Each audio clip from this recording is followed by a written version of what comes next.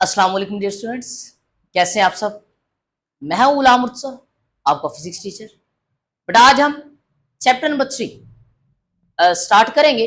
और chapter number 3 का हमारे पास जो नेम है वो हमारे पास है सर्कुलर एंड रोटेशनल मोशन।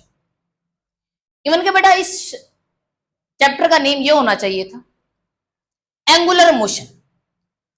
अब मैं ये क्यों कह रहा हूं कि इसका नाम एंगुलर मोशन होना चाहिए था, क्योंकि ये जो हमारे पास रोटेशनल मोशन है इसके अंदर भी चीजें घूमती हैं, और जो हमारे पास सर्कुलर मोशन है इसके अंदर भी जो चीजें वो क्या करती हैं, घूमती हैं।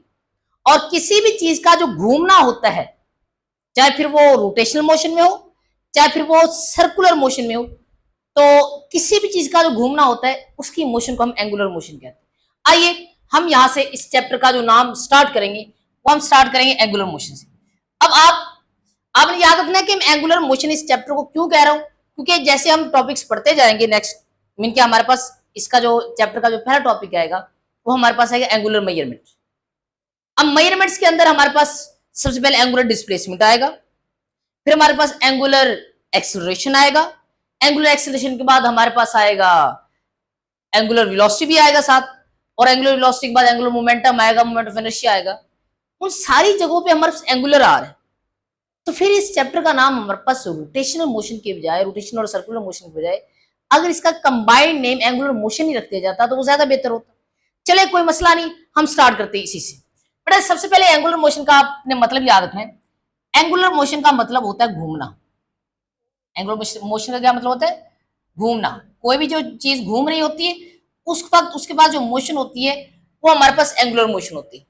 अब एंगुलर जो मोशन है ये बेटा हमारे पास दो पार्ट्स में डिवाइड होती है। एक हमारे पास सर्कुलर मोशन के अंदर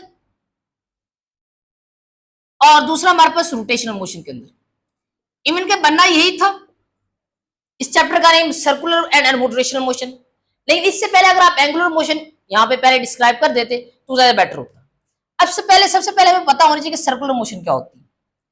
बट सर्कुलर मोशन भी हमारे पास चीजों का घूमना ही होता है, लेकिन इसके अंदर क्या होता है कि हमारे पास कोई भी बॉडी है अगर वो सर्कल के अंदर घूम रही है तो वो भी हमारे पास है एंगुलर मोशन, सर्कुलर मोशन। लेकिन उसका ये जो हमारा सर्कुलर मोशन है और जो रोटेशनल मोशन इसके अंदर फर्क क्या है, मैं आपको एक छोटी सी एग्जांपल देता हूं। जैसे कि लेट्स सपोज ये मेरे पास एक एक्सिस है, ये मेरे पास एक एक्सिस है, और इस एक्सिस के साथ मैंने एक रस्सी को बांधा हुआ है और रस्सी के साथ मैंने पत्थर बांध दिए, जैसे कि यहां पे मैंने शो किया हुआ है। ये मेरे पास एक्सिस, इस एक्सिस के साथ मैंने एक रस्सी को बांधा और उसके साथ मैंने एक पत्थर बांध दी, और वो जो पत्थर है वो इस एक्सिस की इस तरह घूम रहा है। अगर देखा जाए तो पत्थर जो है वो हमारे पास सर्कुलर मोशन परफॉर्म कर रहा है, घूम रहा है। क्या हमारे पास सर्कुलर मोशन जो ऑब्जेक्ट परफॉर्म कर रहा है, क्या उसके मीन के वो जो ऑब्जेक्ट है उसका एक्सिस, जिस एक्सिस की वो सर्कुलर मोशन परफॉर्म कर रहा है, वो एक्सिस क्या हमारे पास उस बॉडी के अंदर से पास कर रहे हैं? बिल्कुल भी नहीं। देखा जाए तो बॉडी हमारे पास इस सर्कुलर ऑर्बिट के अंदर मूव कर रही है और एक्सिस जो है वो हमारे पास उस बॉडी के आउटसाइड में मौजूद है। तो आपने यहाँ पे याद रखना है कि जो सर्कुलर मोशन होता है, सर्कुलर मोशन के अंदर जो एक्सिस होता है वो हमारे पास बॉडी के आउटसाइड लाई करता है। देखा जाए तो हमारे पास ये जो बॉडी है, ये बॉडी हमारे पास सर्कल के इस ऑर्बिट के गिर्द इस तरह मूव करेगी, लेकिन इसका जो एक्सिस है जिसके गिर्द वो घूम रही है वो उस बॉडी के अंदर नहीं मौजूद बल्कि बॉडी के आउटसाइड बाहर मौजूद है। ये मेरे पास एक्सिस है, इस एक्सिस के गिर्द बॉडी इस तरह घूम रही है। तो बॉडी जो है वो बाहर मौजूद है, मतलब दूसरी साइड में मौजूद है, और ये जो हमारे पास एक्सिस है जिसकी बॉडी घूमनी है वो आउटसाइड में मौजूद है। अब इसी तरह बेटा हमने देखना है रोटेशनल मोशन। अब रोटेशनल मोशन कौन सी मोशन होती है? बेटा रोटेशनल मोशन कहते हैं स्पिनिंग मोशन। जब बॉडी अपने एक्सिस के गिर्द घूमती है इसको हम कहते हैं रोटेशनल मोशन। अब सर इसमें और उसमें क्या फर्क है? उसमें सिंपल फर्क ये, वहां जो एक्सिस था जिसके गिर्द बॉडी घूमती थी वो हमारे उस बॉडी के बाहर मौजूद होता था और बॉडी उसके गिर्द घूम रही होती थी। लेकिन यहाँ पे जो हमारे पास एक्सिस है वो हमारे पास बॉडी के इनसाइड अंदर मौजूद है। जैसे अगर देखा जाए तो ये मेरे पास अर्थ है और अर्थ जो है वो हमारे पास इस तरह घूम रही होती है, और जब वो घूम रही है तो उसका जो एक्सिस है वो हमारे पास बिल्कुल इसके सेंटर के अंदर मौजूद है। मीन्स जो लाइन है सेंटर ऑफ लाइन वो बिल्कुल उस बॉडी के अंदर मौजूद है, और वो जो बॉडी है जो अर्थ है वो इस तरह घूम रही है, रोटेट कर रही। तो आपने यहाँ पे याद रखना है कि रोटेशनल मोशन में जो एक्सिस होता है जिसकी बॉडी रोटेट करती है वो लाई करता है इनसाइड द बॉडी। मीन की axis of rotation lies inside the body.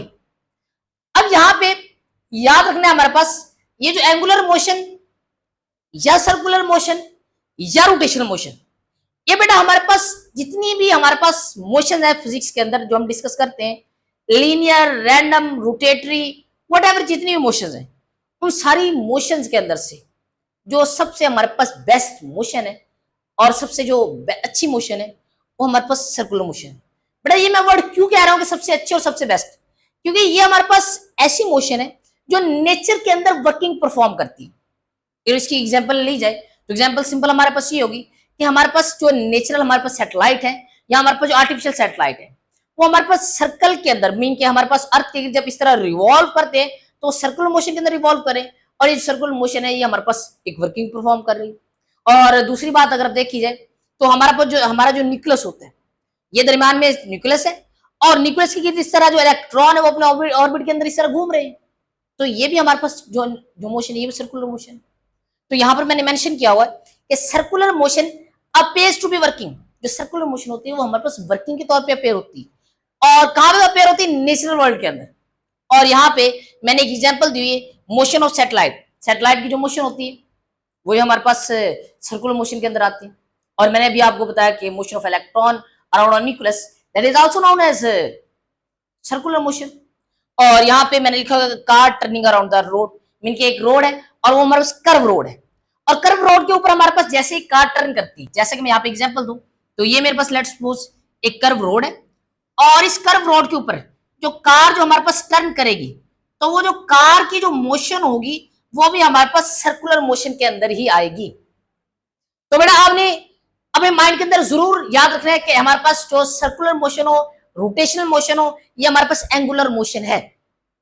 अगर एंगुलर मोशन है तो इसीलिए एंगुलर मोशन की हम आगे कुछ मेजरमेंट्स पढ़ेंगे, एंगुलर डिस्प्लेसमेंट पढ़ेंगे, एंगुलर हमारे पास पढ़ेंगे एंगुलर वेलोसिटी, ये सारे हमारे पास टॉपिक है एंगुलर मेजरमेंट्स। तो एंगुलर मेजरमेंट्स के अंदर सबसे पहले हम क्वांटिटी पढ़ेंगे एंगुलर डिस्प्लेसमेंट। एंगुलर डिस्प्लेसमेंट को पढ़ने से पहले आपको पता होना चाहिए डिस्प्लेसमेंट के बारे में। तो याद रखना बेटा आप जी आपने कि जितनी हम एंगुलर क्वांटिटीज को डिस्कस करेंगे उनको समझने के लिए हम रिलेट करेंगे लीनियर क्वांटिटीज के साथ। जिस तरह हमारे पास एंगुलर डिस्प्लेसमेंट है तो इस तरह हम सबसे पहले समझेंगे कि लीनियर डिस्प्लेसमेंट क्या होता है। हम छोटी क्लासेस में मतलब 9th में 10th में हम एक डेफिनेशन पढ़ के आए डिस्प्लेसमेंट की कि शॉर्टेस्ट पाथ बिटवीन 2 पॉइंट्स। जैसा कि मैं यहाँ पे ड्रॉ करूं तो ये मेरा पॉइंट ए है और ये हमारे पास पॉइंट बी है, इन दोनों के दरमियान जो शॉर्टेस्ट पाथ होता है इसको हम कहते हैं डिस्प्लेसमेंट कहते हैं। और अगर हम इसको एक और कॉन्सेप्ट से समझें तो क्योंकि हमारे पास शॉर्टेस्ट पाथ 2 पॉइंट्स के दरमियान वो डिस्टेंस भी तो कहलाता है। इन डिस्टेंस और डिस्प्लेसमेंट में फर्क क्या है? मैं आपको डिस्टेंस के बारे में ज्यादा नहीं बताऊंगा, मैं डिस्प्लेसमेंट पर ज्यादा फोकस करता हूँ। पहले डिस्प्लेसमेंट देखते हैं डिस्प्लेसमेंट क्या है। बट डिस्प्लेसमेंट में सिंपल ये बताता है कि एक बॉडी जो है वो यहां से चलना स्टार्ट हुई है, वो मूव करके इस पॉइंट ए से पॉइंट बी तक गई है। अब वो पॉइंट ए से पॉइंट बी तक मूव करके गई है तो उसने कितना हमारे पास फासला कवर किया है, इस फासले को क्या हम डिस्प्लेसमेंट कहेंगे या डिस्टेंस कहेंगे, इसको हम बाद में देखते हैं। अभी याद रखिए जो हमारे बॉडी है वो पॉइंट ए से मूव करके गई है, पॉइंट ए से मूव करना स्टार्ट किया और मूव करके पॉइंट बी तक आ गई। अब यहां से वो दोबारा जो है वो मूव करती है और मूव करके हमारे पास दोबारा पॉइंट ए के ऊपर आ जाती है। अब आपने एक चीज याद रखनी बेटा कि हमारे पास ये जो बॉडी पॉइंट ए मीन के इनिशियल पॉइंट से कितनी दूर है, ये वाला जो फासला होगा इसको हम कहेंगे डिस्प्लेसमेंट। डिस्प्लेसमेंट सिंपल हमारे पास क्या है, how body is far, body जो कितनी दूर है फ्रॉम इनिशियल पॉइंट, इसको हम क्या कहेंगे? डिस्प्लेसमेंट कहेंगे। अगर डिस्टेंस का जिक्र किया जाए तो डिस्टेंस सिंपल हमारे पास लेंथ ऑफ पाथ होती है जो बॉडी कवर करती है। अगर देखा जाए तो बॉडी पहले यहां से यहां तक गई, फिर यहां से यहां तक गई, तो उसने जो आपकी लेंथ कवर की वो तो इतनी ज्यादा कवर की, लेकिन हमें ये तो नहीं चाहिए, हमें तो चाहिए डिस्प्लेसमेंट। डिस्प्लेसमेंट सिंपल ये है कि आपने क्या करना है, आपने देखना है कि बॉडी जो इनिशियल पॉइंट से मूव करके कितनी दूर गई, क्या वो 1 सेंटीमीटर दूर गई है, 2 गई है, 4 गई है, 5 गई, इसको हम कहेंगे डिस्प्लेसमेंट। अब यहाँ पे यही एंगुलर डिस्प्लेसमेंट हमारे पास क्या होता है, ये तो था लीनियर डिस्प्लेसमेंट। एंगुलर डिस्प्लेसमेंट के बारे में एक पढ़ते हैं। बट एंगुलर डिस्प्लेसमेंट जब भी आप पढ़ेंगे तो आप चलेंगे सर्कुलर मोशन के अंदर, कि जब बॉडी हमारे पास, ये मेरे पास लेट्स वो सर्कल है, इस सर्कल के अंदर बॉडी जो है वो मूव कर रही है, अपने एक सर्कुलर पाथ के अंदर। ये एक पार्टिकल है, यहां मैं पार्टिकल बना देता हूं, ये बेटा एक पार्टिकल है, और ये जो पार्टिकल है वो हमारे पास यहां से मूव करना स्टार्ट करता है और मूव करके यहां पे जाता है, फिर यहां पे, फिर यहां पे, फिर यहां पे, फिर यहां पे, फिर यहां पे, फिर यहां पे, फिर यहां पे। अब ये जो हमारे पास पार्टिकल सर्कुलर मोशन परफॉर्म कर रहे हैं, सर्कुलर मोशन परफॉर्म करते हुए ये अपने इस इनिशियल एक्सिस से कितना दूर गया है, तो ये होगी इसकी एंगुलर डिस्प्लेसमेंट। यहां पे मैं बना देता हूं कि लेट्स सपोज ये पार्टिकल ये मूव करते करते हमारे पास ये यहां पर पहुंच गया। अब वो अपने इस इनिशियल, और ये जो मेरा पॉइंट है, ये लेट्स सपोज पॉइंट P1 है, इस पॉइंट को मैं P2 का देता हूं। ये जो पार्टिकल है ये हमारे पास सर्कुलर मोशन परफॉर्म करते हुए पॉइंट 1 से पॉइंट 2 तक गया। अब वो पॉइंट 1 से पॉइंट 2 तक इसने कितना डिस्प्लेसमेंट कवर किया, वो हम कैसे पता चलाएंगे? वो हम पता चलाएंगे कि जो बॉडी है इसने, ये जो बॉडी, जो पार्टिकल है, ये पार्टिकल हमारे पास अपने इनिशियल एक्सिस से कितना दूर है, ये हम कैसे पता चलाएंगे? वो हम चलाएंगे इस एंगल से, जो एंगल हमारे पास सेंटर के ऊपर बनेगा। आपने याद रखना है कि जब बॉडी हमारे पास सर्कल की बाउंड्री के ऊपर मूव कर रही होती है, तो मूव करते हुए वो अपने इनिशियल एक्सिस के साथ हमारे पास एक सेंटर के ऊपर एक एंगल बनाती है, उस एंगल को हम कहेंगे एंगुलर डिस्प्लेसमेंट। अब सर हमें कैसे पता चलेगा कि ये जो एंगल है वो एंगुलर डिस्प्लेसमेंट है, और हमें कैसे बताएगा कि ये जो हमारे पास जो एंगल है ये हमें कैसे बताएगा कि ये बॉडी जो है वो हमारे पास इनिशियल एक्सिस से इतनी दूर है, इतनी दूर है, इतनी दूर है? आइए सबसे पहले हम डेफिनेशन करते हैं, फिर आपको मैं ये समझाता हूँ। हमारे पास डेफिनेशन सिंपल ये है, the angle subtended at the centre of circle, वो एंगल जो हमारे पास सेंटर ऑफ सर्कल के ऊपर सबटेंड हो या बने, as object is moving around a circle, mean कि जब ऑब्जेक्ट हमारे पास एक सर्कुलर पाथ के ऊपर मूव कर रहा हो, तो मूव करने के दौरान जो हमारे पास सेंटर ऑफ सर्कल के ऊपर जो एंगल बनाता है, उस एंगल को हम कहेंगे एंगुलर डिस्प्लेसमेंट। अब हमें ये एंगुलर डिस्प्लेसमेंट कैसे बताता है, तो मैं यहाँ पे आपको एक इसी के अंदर एक छोटी सी एग्जांपल देके समझाता हूँ कि लेट्स सपोज बेटा कि मेरे पास जो पार्टिकल है, ये पार्टिकल हमारे पास मूव करता हुआ यहाँ पर पहुंचा। जब पार्टिकल यहां से मूव करता हुआ यहाँ पर पहुंचा, तो यहां से मैं अंदाजा लगाऊंगा कि इस पार्टिकल ने जो हमारे पास इस वक्त जो एंगल कवर किया, वो कितना एंगल कवर किया, वो हमारे पास 90 डिग्री कवर किया।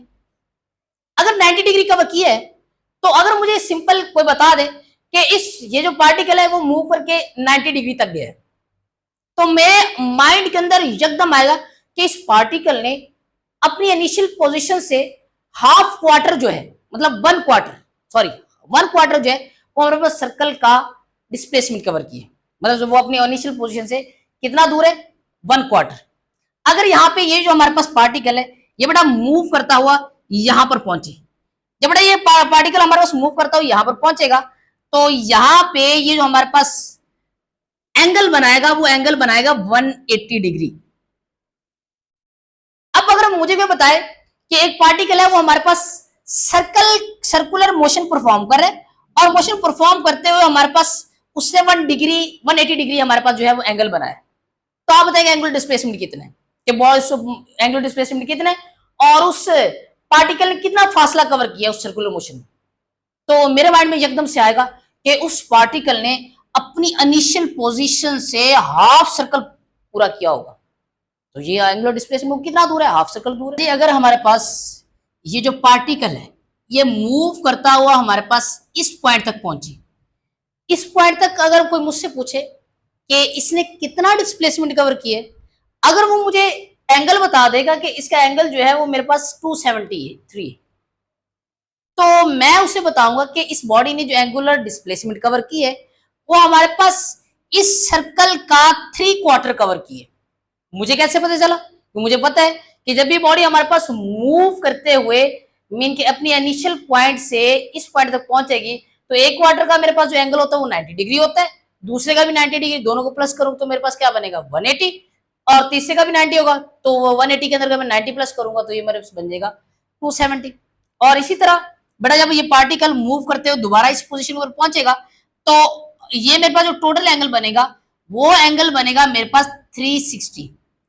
अगर कोई मुझे बताए कि एक पार्टिकल ने 360 डिग्री हमारे पास एंगल कवर किया, इसका मतलब बिल्कुल यही है कि इस बॉडी ने हमारे पास एक सर्कल का पूरा चक्कर लगाया है, तो ये हमारे पास सिंपल एंगुलर डिस्प्लेसमेंट है। अब ये जो एंगुलर डिस्प्लेसमेंट है इसको जब हम डिनोट करते हैं, वो हम डिनोट करते हैं एक थीटा से। मैं यहां पे लिख देता हूं डिनोटेड बाय थीटा, और इस थीटा को मैं डेल थीटा कहूंगा, क्योंकि ये जो हमारे पास डिस्प्लेसमेंट है वो हमारे पास एंगुलर डिस्प्लेसमेंट चेंज होता है, क्योंकि स्टार्टिंग में जब पार्टिकल यहां पे था तो इसका एंगुलर डिस्प्लेसमेंट जीरो, जब मूव करके यहां पर गया तो इसका एंगुलर डिस्प्लेसमेंट जीरो से चेंज होकर थीटा बना, तो यहां पे जो एंगुलर डिस्प्लेसमेंट आएगा वो हमारे पास डेल थीटा आएगा। अब इसके कुछ बेटा साइन कन्वेंशन है, जब बॉडी हमारे पास क्लॉकवाइज घूम रही होगी, रोटेट कर रही होगी, तो उस वक्त आप जो एंगुलर डिस्प्लेसमेंट की साइन कन्वेंशन लेंगे वो आप लेंगे नेगेटिव लेंगे, डेल जो थीटा होगा उसको आप नेगेटिव कंसीडर करेंगे। कैसे? लेट्स सपोज मेरे पास जो बॉडी है वो इस तरह क्लॉकवाइज रोटेट कर रही, अगर वो क्लॉकवाइज रोटेट कर रही है तो क्लॉकवाइज रोटेशन के अंदर वो जो एंगुलर डिस्प्लेसमेंट कवर करेगी, उस एंगुलर डिस्प्लेसमेंट की वैल्यू के साथ आप नेगेटिव साइन मेंशन करें। और अगर कोई बॉडी जो है वो हमारे पास एंटी क्लॉकवाइज रोटेट कर रही है, मीन कि ये क्लॉकवाइज रोटेशन थी, ये एंटी क्लॉकवाइज, अगर यहाँ पे देखा जाए तो यहाँ पे अगर बॉडी की जो मेरा रोटेशन हो इस तरह एंटी क्लॉकवाइज हो, तो उस वक्त उसकी जो डिस्प्लेसमेंट आएगी उसके साथ बेटा आप जो साइन मेंशन करेंगे वो आप पॉजिटिव साइन मेंशन करेंगे। इसके बाद बेटा हमारे पास आता है कि जो एंगुलर डिस्प्लेसमेंट है ये हमारे क्वांटिटी कौन सी है। बेटा याद रखना है कि हमारे पास जो लीनियर डिस्प्लेसमेंट है, लीनियर डिस्प्लेसमेंट भी एक हमारे पास वेक्टर क्वांटिटी है, तो ये जो हमारे पास एंगुलर डिस्प्लेसमेंट है ये भी एक वेक्टर क्वांटिटी है, लेकिन ये जो एंगुलर डिस्प्लेसमेंट है ये हमारे पास शॉर्ट इंटरवल के लिए, जैसा कि लेट्स सपोज एक पार्टिकल है और पार्टिकल हमारे पास यहां से मूव करके यहां तक जाता है, या इससे भी शॉर्ट इंटरवल के अंदर, या अगर मैं इससे शॉर्ट इंटरवल बनाऊं तो ये मेरे पास बनेगा ऑलमोस्ट यहां तक। अगर यहां पे देखा जाए तो इस इंटरवल के अंदर यहां से यहां तक, इस पॉइंट से इस पॉइंट तक बॉडी जो हमारे पास एंगल बनाएगी, मीन के एंगुलर डिस्प्लेसमेंट बनाएगी, वो एंगुलर डिस्प्लेसमेंट मेरे पास कहलाएगा एक वेक्टर, क्योंकि हमारे पास यहाँ पे जो एंगुलर डिस्प्लेसमेंट है ये बिल्कुल हमारे पास एक स्ट्रेट लाइन बन रही है, और ये जो स्ट्रेट लाइन होती है वो हमारे पास शॉर्टेस्ट पाथ होता है, और शॉर्टेस्ट पाथ हमारे पास वैसे ही जो होता है वो डिस्प्लेसमेंट होता है और उसकी कोई ना कोई डायरेक्शन होती है।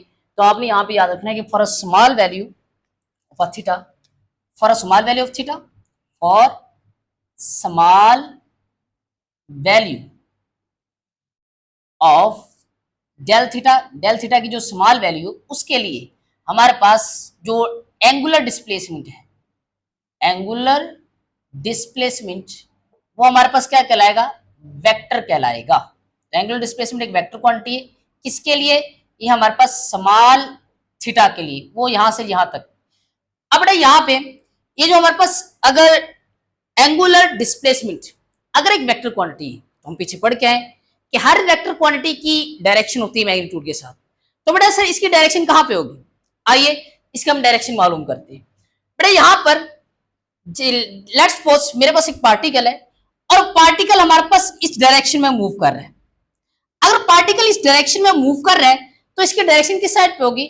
याद रखिएगा कि पार्टिकल जिस डायरेक्शन में या जिस प्लेन के अंदर मूव कर रहा होता है, एंगुलर डिस्प्लेसमेंट की जो डायरेक्शन होती है उस प्लेन के परपेंडिकुलर होती है। अगर देखा जाए तो यहाँ पे जो पार्टिकल है उस प्लेन के अंदर इस सर्कल के अंदर मूव कर रहा है, तो यहाँ पे देखा जाए तो इसका जो परपेंडिकुलर बनेगा या तो हमारे पास आउटवर्ड बनेगा या इनवर्ड बनेगा। तो यहाँ पे आपने क्या करना है, यहाँ पे आपने याद रखना है कि जिस भी एक्सिस के गिर्द जो बॉडी है वो रोटेट कर रही होती है, तो याद रखना है कि हमारे पास यहाँ पे देखा जाए तो ये मेरे पास एक्सिस है, इस एक्सिस की अगर बॉडी इस तरह रोटेट कर रही है तो आप क्या काम करेंगे, आप याद रखेंगे कि जो हमारे पास इस एंगुलर डिस्प्लेसमेंट की जो डायरेक्शन आएगी वो इस एक्सिस के अलोंग आएगी। यहाँ पे मैंने मेंशन किया हुआ है कि the direction is perpendicular to the plane of rotation, कि जिस डायरेक्शन में हमारे पास बॉडी रोटेट कर रही होगी उस प्लेन के अलोंग, मीन उस प्लेन के परपेंडिकुलर हमारे पास डायरेक्शन होगी इसकी एंगुलर डिस्प्लेसमेंट की, और साथ में इसकी जो डायरेक्शन होगी वो हमारे पास एक्सिस के अलोंग होगी। सर ये कैसे एक्सिस के अलोंग होगी? आइए हम इसकी डायरेक्शन फाइंड करते हैं। बड़ा डायरेक्शन फाइंड करने के लिए आप यूज करेंगे राइट हैंड रूल। यहां से आपको इजीली समझ आ जाएगी कि परपेंडिकुलर डायरेक्शन किस तरह प्लेन की होती है और एक्सिस के अलोंग कैसे इसकी डायरेक्शन होती है। अब राइट हैंड रूल हमें कैसे बताता है, आपको मैं समझाता हूं कि ये मेरे पास सपोज ये मेरे पास एक एक्सिस ऑफ रोटेशन जिसके गिर्द जो बॉडी है वो इस तरह गोल चक्कर लगा रही घूम रही है। आपने क्या काम करना है, आपने राइट हैंड रूल के थ्रू आपने फाइंड करना है कि जब बॉडी हमारे पास यहां से मूव करेगी और मूव करती करती करती करती जब यहां पर पहुंचेगी तो कितना डिस्प्लेसमेंट कवर करेगी, एंगुलर डिस्प्लेसमेंट, और उसकी डायरेक्शन कितनी होगी। उसके लिए आपने राइट हैंड रूल हमें यह बताता है आपने एक्सिस को ग्रैस्प करना है, ग्रैस्प मतलब होता है पकड़ना है अपने राइट हैंड के अंदर, और आपने उसकी जो फिंगर है कर्लिंग फिंगर वो आपने कर्ल करनी in the direction of rotation. अगर आप देखें तो हमारे पास ये जो रोटेशन है वो इस डायरेक्शन में है, तो आपने इस एक्सिस को पकड़ लेना है जिसके गिर्द बॉडी घूम रही है और अपनी फिंगर को कर्ल करो in the direction of rotation, और थंब को आप इरेक्ट रखो, इरेक्ट मतलब होता है सीधा। अब मैंने यहाँ पे थंब को इरेक्ट रखा है और ये जो थंब है वो हमारे पास किस डायरेक्शन में, अपवर्ड, और ये हमारे पास एक्सिस के अलोंग आ रहा है। और यहाँ पे अगर देखा जाए तो ये मेरे पास रोटेशन का प्लेन है जिसके अंदर बॉडी जो है वो रोटेट कर रही है, और यहाँ पे मेरा पास जो थंब जा रहा है वो अपवर्ड जा रहा है, और ये हमारे पास एक्सिस के अलोंग भी जा रहा है। अगर आप देखें तो यहाँ पे जिस डायरेक्शन में मेरे पास थंब होगा उसी डायरेक्शन में एंगुलर डिस्प्लेसमेंट की डायरेक्शन होगी। तो यहां पर मैंने मेंशन किया हुआ है the grasp, right hand rule हमें क्या बताता है, grasp the axis of rotation, आपने एक्सिस ऑफ रोटेशन को ग्रैस्प करना है इन दी राइट हैंड के अंदर विद द कर्लिंग फिंगर, और आपकी कर्लिंग फिंगर के साथ आपने ग्रैस्प करना है इन द डायरेक्शन रोटेशन, और आपकी जो कर्लिंग फिंगर होनी चाहिए वो डायरेक्शन रोटेशन के अंदर होनी चाहिए। And then erect thumb, erect thumb का मतलब जो सीधा थंब है वो डिनोट करेगा एंगुलर डिस्प्लेसमेंट की डायरेक्शन। यहां पे देखें अगर मैं इस कर्लिंग फिंगर को मीन के अगर मैं इस एक्सिस को ग्रैस्प करता हूं राइट हैंड के अंदर, तो मेरे पास जो थंब जा रहा है वो अपवर्ड जा रहा है। अगर आप देखें तो मेरे पास ये प्लेन था, ये जो थंब है वो प्लेन के बिल्कुल परपेंडिकुलर जा रहा है, और साथ अगर देखा जाए तो ये जो थंब है वो हमारे पास एक्सिस रोटेशन के अलोंग भी जा रहा है। तो यहाँ पे ये चीज प्रूव तो हो गई कि हमारे पास ये जो एंगुलर डिस्प्लेसमेंट की जो डायरेक्शन होती है वो प्लेन के परपेंडिकुलर भी होती है और एक्सिस के अलोंग भी होती है। यूनिट्स, इसके बेटा टोटल 3 यूनिट्स हैं। एक हमारे पास जो है एसआई यूनिट है, एसआई यूनिट, जो एसआई यूनिट है वो हमारे पास है इसका रेडियन, और अदर जो यूनिट्स है एंगुलर डिस्प्लेसमेंट की वो बेटा हमारे पास जो है वो हमारे पास एक तो है रेवोल्यूशन और दूसरा हमारे पास है डिग्री। ये आपने बेटा याद रखनी है कि जो एंगुलर डिस्प्लेसमेंट है उसका जो हमारे पास ऐसे यूनिट है वो रेडियन है, दूसरे बाकी यूनिट हमारे पास रेवोल्यूशन भी होता है और डिग्री भी होता है, और मोस्टली हम जो एंगल लेते हैं वो हम डिग्री के अंदर लेते हैं जनरल, लेकिन ये जो हमारे पास एंगुलर डिस्प्लेसमेंट है इसकी कोई डायमेंशन नहीं होती। तो यहाँ पे आप डायमेंशन अगर मैं लिखूं तो डायमेंशन इसकी जो होगी वो नो डायमेंशन होगी। तो आप यहाँ पे लिखेंगे कि यहाँ पे ये जो एंगुलर डिस्प्लेसमेंट है it has no dimension, no dimension. अब हम चलते हैं एक रिलेशन फाइंड करने, relation between linear displacement, displacement बड़ा यहां पे मैं DISP लिख रहा हूं, आपने पूरा डिस्प्लेसमेंट लिखना है, and angular displacement, angular displacement यहां पर भी मैं DISP लिख रहा हूं, लेकिन आपने यहां पे डिस्प्लेसमेंट पूरा लिखना है। अब यहां पे ये जो एंगुलर डिस्प्लेसमेंट और लीनियर डिस्प्लेसमेंट इनके दरमियान हम रिलेशन कैसे फाइंड करेंगे, उसके लिए मैं यहां पे ड्रॉ करता हूं एक सर्कल। ये मेरे पास सर्कल है और इस सर्कल का ये सेंटर है, और एक पार्टिकल है वो हमारे पास सर्कल के इस पॉइंट P1 से मूव करना स्टार्ट करता है और मूव करके जाता है जी हमारे पास किस पॉइंट तक, P2 तक। दरमियान में जो हमारे पास एंगल बनाता है उस एंगल को हम कहेंगे थीटा कहेंगे। याद रखना कि ये जो हमारा थीटा है ये तो एंगुलर डिस्प्लेसमेंट है, लेकिन और दूसरी चीज आपने देखनी है कि जो पार्टिकल जब हमारे पास इस पॉइंट P1 से मूव करता है पॉइंट P2 तक गया तो उसने कोई आर्क लेंथ भी कवर की है। ये जो आर्क लेंथ है ये हमारे पास इस केस के अंदर लीनियर डिस्प्लेसमेंट है, जिसको हम ऐसे डिनोट करेंगे। आपने याद रखना है कि जब बॉडी हमारे पास सर्कल की बाउंड्री के ऊपर मीन के सर्कमफेरेंस के ऊपर मूव कर रही होती है तो सेंटर के ऊपर जो हमारे पास एंगल बनाते हैं उसको हम एंगुलर डिस्प्लेसमेंट कहते हैं, और जो हमारे पास बाउंड्री के ऊपर जो डिस्टेंस कवर करेगी उसको हम लीनियर डिस्प्लेसमेंट कहेंगे। अब हमारे पास जितना हमारे पास बॉडी ज्यादा लीनियर डिस्प्लेसमेंट कवर करेगी उतना ही हमारे पास यहाँ पे जो एंगुलर डिस्प्लेसमेंट है वो ज्यादा बनेगा। इसके लिए हम क्या काम करेंगे, हमने एक फार्मूला पढ़ा हुआ है कि हमारे पास ये जो थीटा होता है, थीटा हमारे पास बराबर होता है arc length divide by radius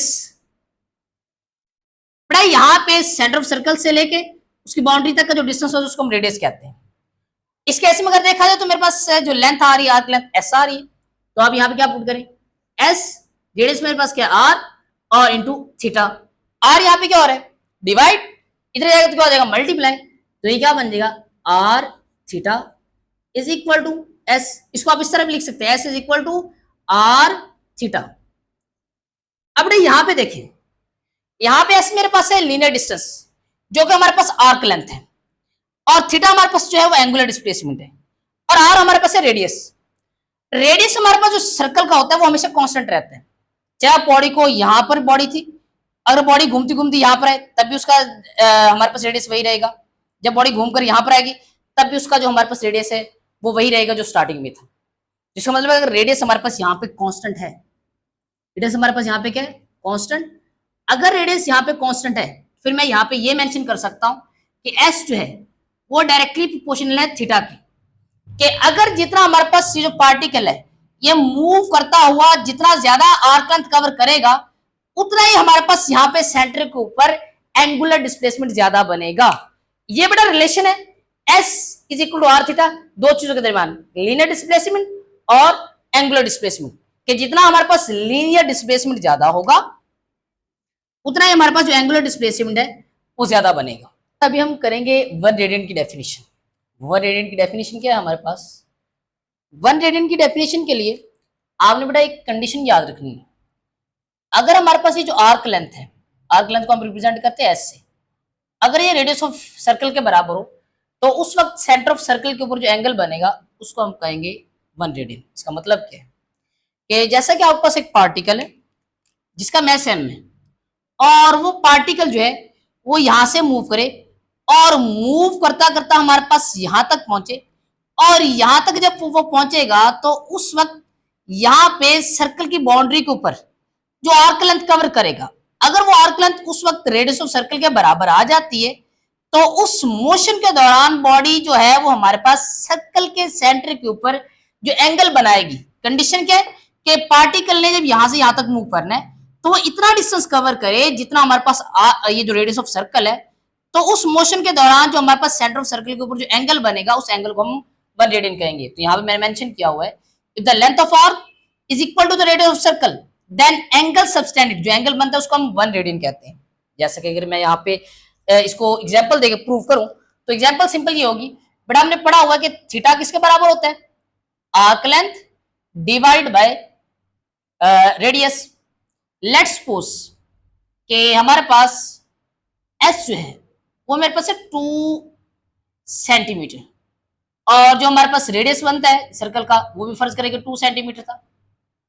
यहाँ पे जो हमारे पास ये जो पार्टिकल है इसने भी हमारे पास यहाँ से यहाँ तक मूव करने के लिए जो डिस्टेंस कवर किए वो 2 सेंटीमीटर कवर किए, और ये जो आर्क रेडियस था वो भी 2 सेंटीमीटर था। अगर यहाँ पे मैं वैल्यूज पुट करूं इस फार्मूले में थीटा के, जो कि इसका हमारे पास एंगल वो जो होता है यूनिट होता है वो रेडियन होता है, तो यहाँ पे ये भी 2 सेंटीमीटर बनेगा, ये भी क्या बनेगा, ये भी 2 सेंटीमीटर। बेटा 2 सेंटीमीटर को जब मैं 2 सेंटीमीटर के साथ कट करूंगा तो मेरे पास आंसर क्या बचेगा 1, और यहाँ पे इसका यूनिट क्या आएगा रेडियन, तो 1 रेडियन। तो यहाँ पे यहाँ से प्रूव हो जाता है कि अगर हमारे आर्क लेंथ और दोनों रेडियस ऑफ सर्कल बराबर हो तो उस वक्त मेरे पास यहाँ पे जो एंगल बनता है वो 1 रेडियन बनता है। अब यहाँ पे एक इंपॉर्टेंट शॉर्ट क्वेश्चन है, वो शॉर्ट क्वेश्चन हमारे पास क्या है, वो हमारे पास रिलेशन आपने फाइंड करना है किसके दरमियान, डिग्री और रेडियन के दरमियान।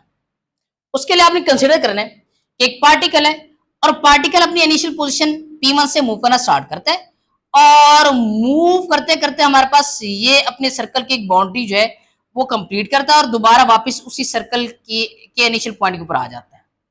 अब आपने देखना ये कि इस पार्टिकल ने पूरा सर्कल कंप्लीट करने के लिए जो डिस्टेंस कवर की है for a one complete revolution, for a one complete revolution, एक कंप्लीट रेवोल्यूशन के लिए बॉडी जो है एक पूरा चक्कर के, रेवोल्यूशन का मतलब है चक्कर, एक चक्कर के लिए बॉडी जो अपना एक कंप्लीट डिस्टेंस कवर करेगी, तो मैं यहां पे लिख देता हूं डिस्टेंस कवर्ड, जो डिस्टेंस कवर करेगी वो हमारे पास किसके बराबर होगा, वो हमारे पास बराबर होगा ये सर्कल की बाउंड्री के बराबर। सर्कल की जो बाउंड्री होती है वो सरकमफेरेंस ऑफ सर्कल होता है, और बड़ा याद रखिएगा कि सरकमफेरेंस ऑफ सर्कल जो होता है वो होता है 2 पाई r।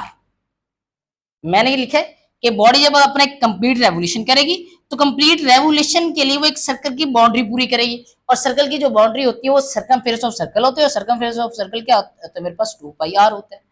और यहाँ पे देखा जाए तो बॉडी जब अपने कंप्लीट रेवोल्यूशन पूरा किया तो कंप्लीट रेवोल्यूशन के अंदर बॉडी जो एंगल कवर करेगी, जो एंगल वो बनाएगी वो हमारे पास क्या बनाएगी, थीटा, और थीटा हमारे पास जो है वो 360 डिग्री होगा। अब आपने काम ये करना है, आपको पता है फार्मूले का, फार्मूला हमारे पास क्या होता है, फार्मूला हमारे पास होता है theta is equal to distance covered r का divide by are.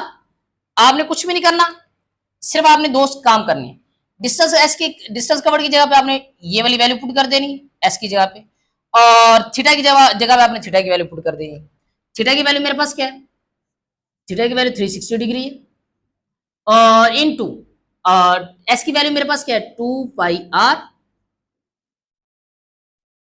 Into D R. आपको पता है कि हमारे पास ये जो थीटा है, थीटा हमेशा रेडियन के अंदर होता है, तो मैं यहाँ पे इसका साथ यूनिट भी मेंशन कर देता हूँ रेडियन, और यहाँ पे फिर ये यूनिट आएगा रेडियन। यहाँ पे देखो बच्चे ये वाली चीज इसके साथ कैंसल आउट, पीछे क्या रह गया 2 पाई रेडियन, तो 360 डिग्री किसके बराबर है, 360 डिग्री मेरे पास बराबर है 2 पाई रेडियन। अब आपने याद रखना कि जब हमारे पास कंप्लीट सर्कल होगा तो कंप्लीट सर्कल के अंदर जो हमारे पास एंगल होंगे डिग्री के अंदर वो 360 होंगे, और रेडियन के अंदर हमारे पास एंगल कितने होंगे, वो हमारे पास 2 पाई होंगे। और अगर कंप्लीट सर्कल के लिए, for complete circle, for complete circle, complete circle के लिए हमारे पास रिलेशन क्या होगा डिग्री और रेडियन के अंदर, कि हमारे पास कंप्लीट सर्कल के लिए अंदर अंदर हमारे पास डिग्री के अंदर जो हमारे पास एंगल होगा वो 360 होगा, और रेडियन के अंदर 2 पाई होगा। कंप्लीट सर्कल लिख लेता हूं मैं यहाँ पे।